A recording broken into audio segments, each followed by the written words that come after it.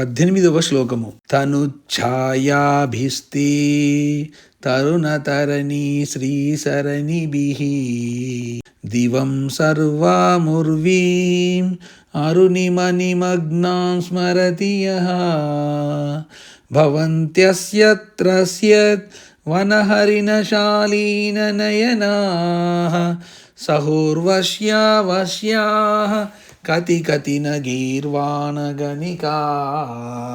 శంకరులు ఈ శ్లోకంలో మధ్యకూట మహిమను నిరూపించడానికి పూనుకున్నారు. కామ పురుషార్థాన్ని ఆశించేవారు స్త్రీ వశీకరణకై చేయవలసిన ధ్యానమును గూర్చి ఈ శ్లోకంలో చెప్పారు. ఏ దేవి యహ ఏ ఉపాసకుడు తరుణ తరణి శ్రీ సరణిభిః, తరుణ అంటే బాలుడైన, తరణి అంటే సూర్యుని యొక్క ఉదయభానుని యొక్క, శ్రీ సరణిభిః కాంతి రీతులను పోలిన కాంతులు కలిగిన, కాంతి సౌభాగ్య భాగ్యమును కలిగి ఉన్న తే నీ యొక్క తనుఛాయాభిః శరీరం యొక్క కాంతుల చేత సర్వాం సమస్తమైన దివం ఆకాశమును ఉర్వీం భూతలమును అరుణిమ ప్లస్ నిమగ్నాం అరుణవర్ణమునందు మునిగిన దానిగా స్మరిస్తున్నాడు. అస్య అట్టి ఉపాసకుడికి త్రస్యత్ వనహరిణశాలీన నయనాః, త్రస్యత్ అంటే భయముతో తొట్టుపాటు పడుతున్న, వనహరిణ అంటే అడవియందలి లీళ్ల యొక్క, శాలీన అంటే సిగ్గును పొందిన, మిక్కిలి సిగ్గుతో సుందరమైన, నయనాః కన్నులు గల, గీర్వాణగణికాః దేవవేశ్యలు అప్సరసలు, ఊర్వశ్యాసహ ఊర్వశితో కూడిన వారై, కతి కతి ఎందరెందరో, వశ్యాహ లొంగిన వారు వశమైన వారు, న భవంతి కాకుందురు అంటే వశమైపోయిన వారే అవుదురు.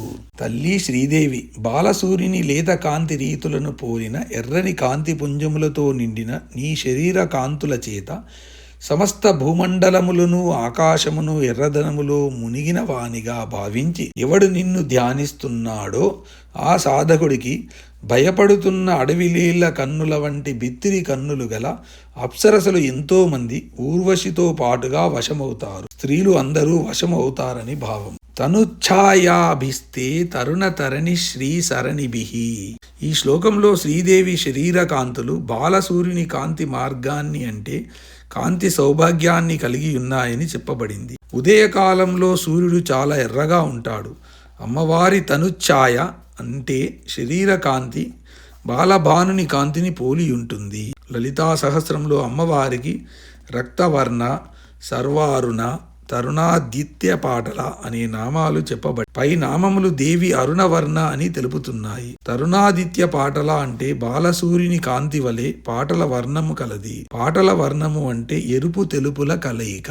దివం సర్వాముర్వీం అరుణిమన మగ్నాం స్మరతి యః.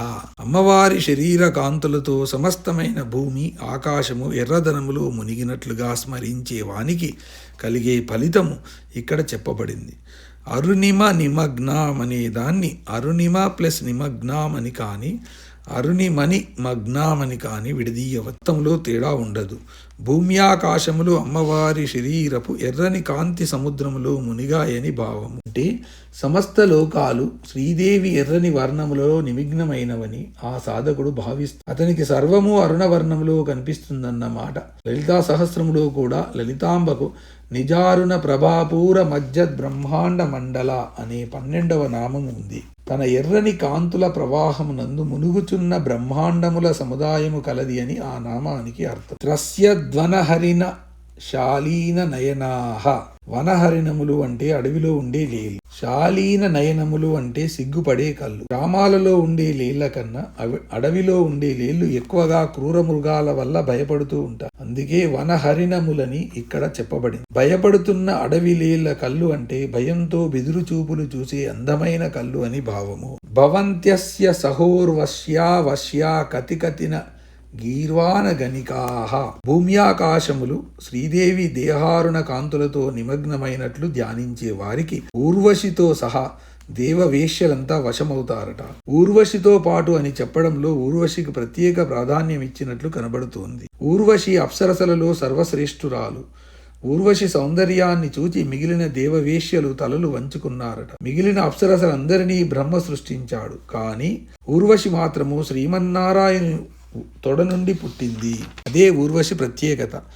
ఊర్వశే ఆ సాధకుని వెంట పడింది అంటే ఇంకా ఏ ఒక్క అప్సరస కూడా మిగలకుండా అతని వెంట పడతారని మనం గ్రహించాలి. నరనారాయణుల తపోభంగానికై వచ్చిన అప్సరసుల ఎదుట నారాయణుడు ఊర్వశిని తొడ నుండి పుట్టించాడు. గీర్వాణ గణికాహ అంటే దేవలోకపు వేశ్యలైన రంభ, మేనక మొదలైన వారు వీరి సాధకుడి వెంట అడవిలేళ్ల వంటి బెదురుచూపుల సొగసుతో పరిగెత్తుతారట. సహజంగా దేవకాంతుల చూపులు నిశ్చలములు, వారికి రెప్పపాటు ఉండదు.